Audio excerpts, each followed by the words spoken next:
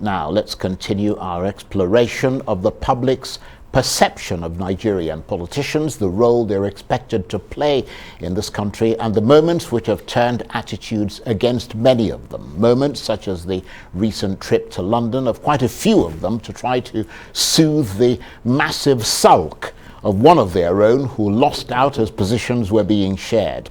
As someone asked, are these politicians that we elect to make decisions on our behalf for real? Can voters ever trust and respect them? Or has scandal after scandal driven us to such levels of weary disaffection and numbed us so thoroughly that we are now totally and utterly turned against them?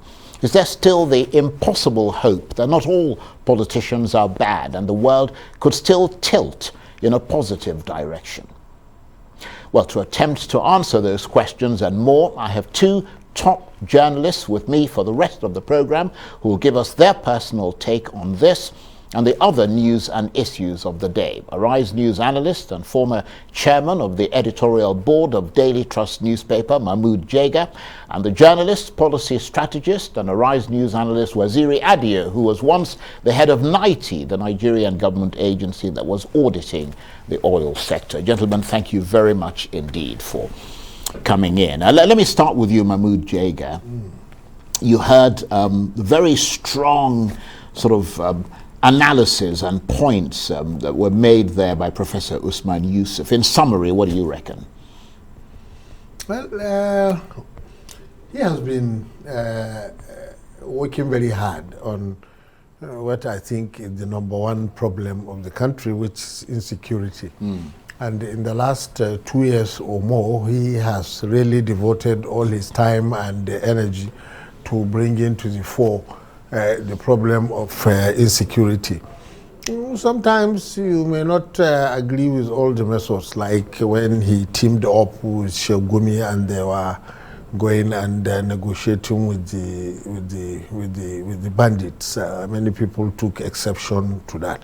Otherwise, what he said today is very true, that there are many parts of the Northwest and North Central and also the Northeast where probably it will be very difficult to hold credible elections unless you want to do what we did in the Northeast, especially in Borno in 2015, where we say, well, all the people who fled from this local government, they are in this IDP camp, and even if there are just a few hundred, it is enough to make a return. Okay, legally, and they can do that, but how credible is that for a choice? So it is very true. Unfortunately, we have only about 4 or 5 months to go before the election. It looks like the military is doing a lot in recent weeks, attacking bandits and the terrorists, and we hope they sustain the tempo, and we hope it produces a very good result that will make the atmosphere more conducive for the elections in February and March. And Waziri Adio, we've heard, as Mahmood Jega said there, I mean, for example, the army just released a statement, I think, this morning, saying they'd cleared all these places around Kaduna and so on. But that doesn't seem to have got home to people like Professor Usman Yusuf, who clearly feels that, you know, his part of Nigeria, which is Katsina State, is still under enormous threat. Well, it's understandable. He's from Katsina, like he said 13 out of 34 local governments. That's quite substantial. I don't have the information, so I'm not in a position to confirm or contradict what he has said. But having said that, I think we need to also acknowledge the advances made by our military. Sometimes we don't give them enough credit. We all go to town to condemn them or to, you know, be in a state of hysteria, you know, when things are not going well. For some time now, they've been doing some commendable they stuff. have. And these are people who are putting their lives at risk to keep us safe. So we need to acknowledge that. But having said that, there's still a lot more to be done. It's not like, you know, banditry has ended, insurgency has ended, terrorism has ended. And to go back to what the professor said, banditry started, at least I started hearing about banditry in Zamfara more than 8 years ago. It seemed so far away. Some villages in Zamfara, yes, and all of quite that, remote, and, really. yes, and we allowed that problem, to get out of hands, and now is all over the Northwest, So this is also a lesson that if you don't address a problem quickly, it will blow out of proportion, and all kind of elements will come into it. There might be people who there's no justification for taking up arms against the state, but there are some people who might have some grouses that you can say, okay, maybe they have, but at the same time, there are people who are opportunists, who will cash in on the atmosphere of insecurity and the fact that some people are doing this and getting away with it. So we need to acknowledge what has been done. We also need to step back to see how did we get there in the first instance, and we need to keep the pressure. The fact that you have also chased these people away from certain places in Kaduna doesn't mean that they've gone away forever. Absolutely.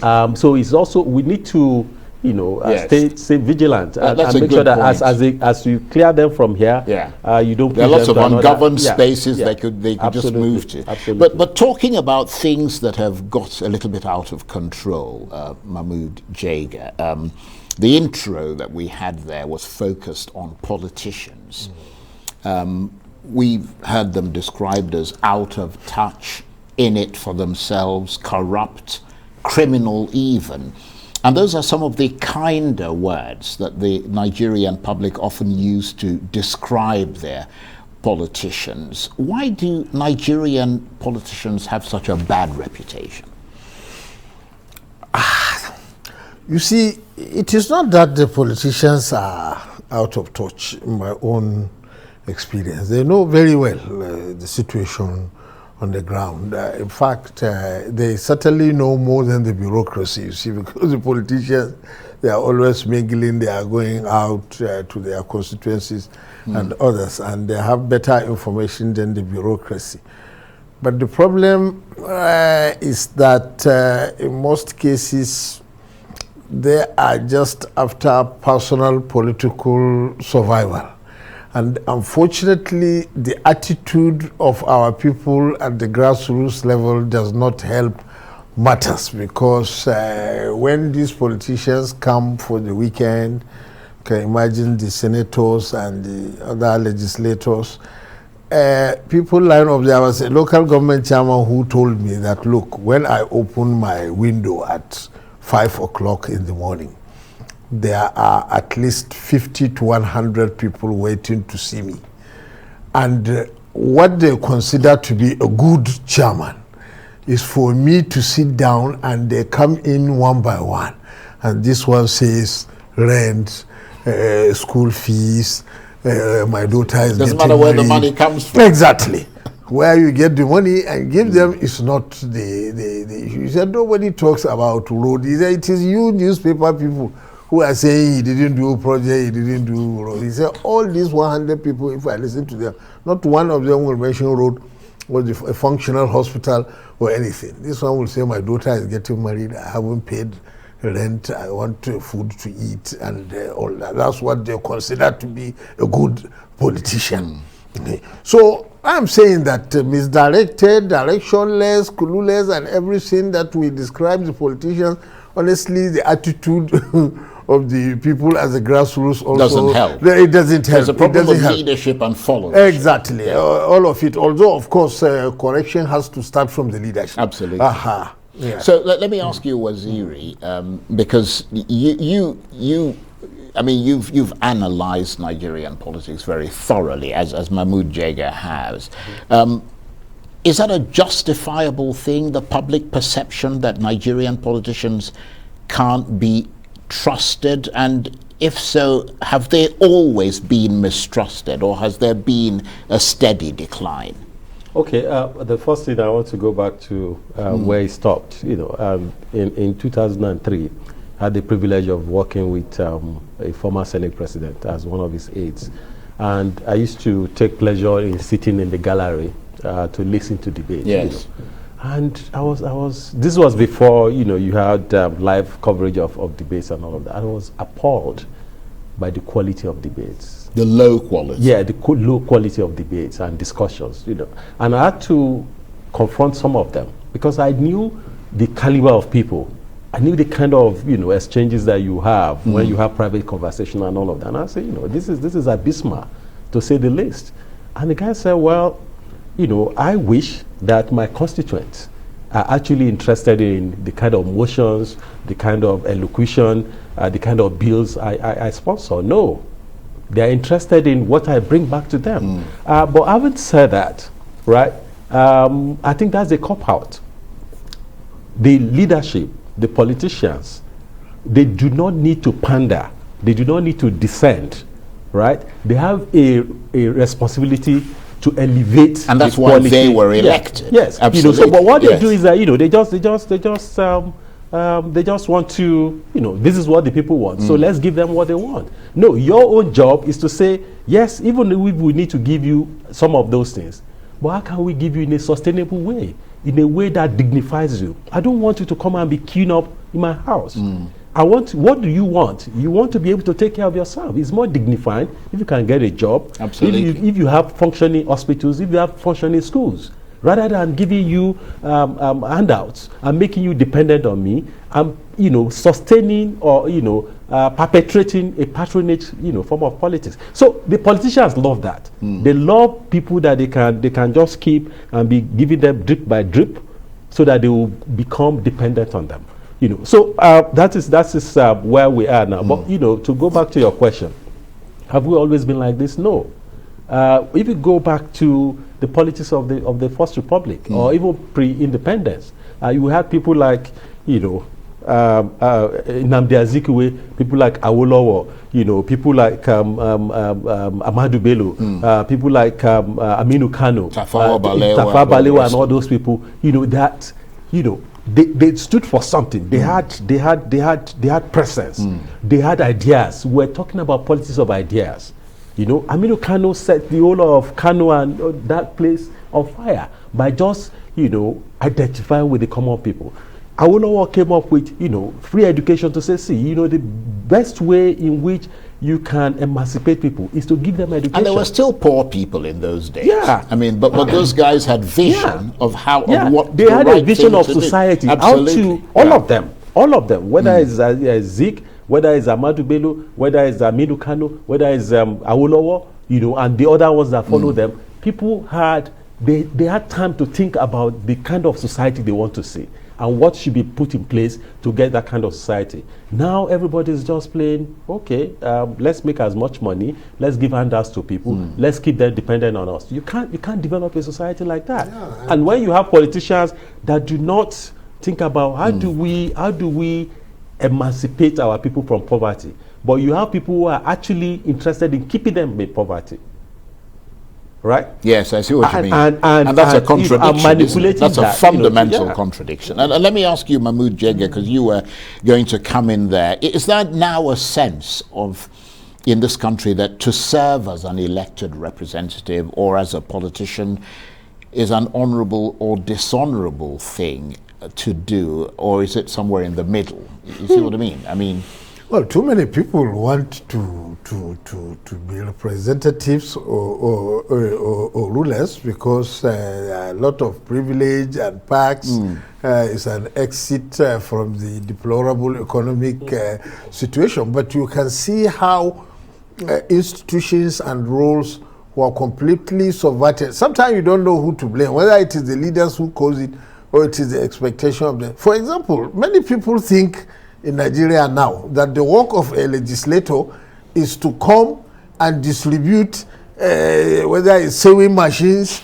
or irrigation pumps. He will say that he has helped his constituency or to distribute fertilizer bags. But you think that comes from a lack of understanding of the politicians themselves, of what their role ought to be? You see what I mean? In that sense, is it possible to have like an ombudsman, I mean, who will look out for and maintain a sort of standard of conduct amongst politicians? You see what I mean? As a way of moving this country on the right path of rectitude. Well, legislators, for example, are there to make law. That's the constitutional provision. But how did it come about that the people do not understand that? That when you elect somebody to go to State Assembly or the House of Representatives or the Senate, you are not thinking of any bill or law that he's going to pass, but that he comes back, buys motorcycles, irrigation pumps or bags of fertilizer, and we all line up. That's what we regard as a good legislator. And that is why the National Assembly has also such a huge turnover. I think the average I saw was that like in every election cycle, 80% of the legislators are thrown out. Exactly. So it aggravates the problem because they try even harder to ingratiate themselves with the constituents through this distribution of fertilizer and other things, and the task of good law and is completely just pushed through. That's very interesting. And Waziri Adio, based on that, I mean, we know that for democracy to work properly, the public needs to have confidence and faith in the politicians they elected to make decisions on their behalf. Is it that confidence building that the politicians have to now put themselves in a position to have, in the sense that whatever the electorate believe, for example, what he was saying and you said earlier, that this is what the expectation is. You know, you have to do this for me if you're going to be my elected official. And therefore that needing to have confidence and faith in the people comes from that relationship that they have with the politicians. Otherwise, there'd be danger that if you don't build that level of confidence and trust, that democracy would fail. Well, one way of looking at it, also to tie back to where, what we were discussing before, is that people are actually making very sophisticated decisions. It's not like, especially when you talk about, is it that they don't understand what a legislator should do? Or is it that they don't understand that they shouldn't sell their votes? People are actually making calculated, sophisticated, cynical decisions, if you can say that, in the sense that they see you, you come to them to solicit for their votes, and in most instances, they prefer you to the other person and they give you their support, and they see how your life transforms, and that doesn't touch them. Yes. And you don't see them again. So when you come back, they say, okay, so we have seen what has happened to you, the number of cars you have bought, the number of houses you have built, right, and all of that. So where's our own, and how can we get it off from you? So we also live in a very low trust environment, and it's part of the responsibility of leadership to show that they are trustworthy, and to do things that will make them to be trusted by people. For example, we were talking about, I think you started in your intro, you mentioned about this jamboree to London. It's total insensitivity. Look at all the things going on in this country, right? Inflation is almost 20%. Food inflation is 22%. And whatever indicator that you want to talk about, we need people to be talking about the solution to these intractable problems, whether it's the economy, whether it's security, and all of that. But what are they doing? They are busy junketing all over the place. It's total tone deaf. People are just tone deaf. They are not even reading the room. To say, when things are going, look at the finances of the country, right? We need leaders that should be, leading by example, and show that, this is a time for prudence. This is a time for, even when you can afford it, right? You need to align yourself with the mood of the time and let people see that, okay, you actually, that's a very good point. You mean business, and you actually know where we are, and you know the kind of sacrifice that should be made, and you have solutions to their problem. But you have politicians that are so consumed with how to get power or how to retain power, and not for public good. Absolutely. But for themselves. So, you know, how do you want people to trust you when what you are doing is just for your interest? Yes, we've got about 40 seconds left. A final word from you. I mean, do you think the electorate has woken up to all these things and are, based on what Waziri was saying now, they're going to hold someone to account and say we've got to put the right people in because we must start to change and institute a new system of governing this country? Some sections of the society, but really with respect to most of the voters, I don't think there is that realization yet. I think one of the biggest problems we have had in this republic is that the political parties are completely non-ideological, non-focused, they have no programs. If anybody sits you down and says, okay, these are the 4 major parties, what is the policy of difference each one, and what separates them? You cannot say. Yeah. That is why it is easy for people to move up and down, and you know, so I don't know how we can correct that, because usually it is, I'm not advocating that when the military truncates one republic and you are starting another, then it gives you the opportunity maybe to start again, to rejig. But right. we don't want that to happen. But really, if we don't start at the level of reorienting the political parties and giving them focus and program, we may just continue to blunder on like this. Okay, well, at least we're talking about it, and hopefully someone is listening. I want to thank you very much indeed, Mahmood Jega, and of course, Waziri Adio. Thank you very much indeed. That's it for this edition of Arise Prime Time. Join us again tomorrow from me and the entire team here in Abuja. Bye-bye, and thank you for watching.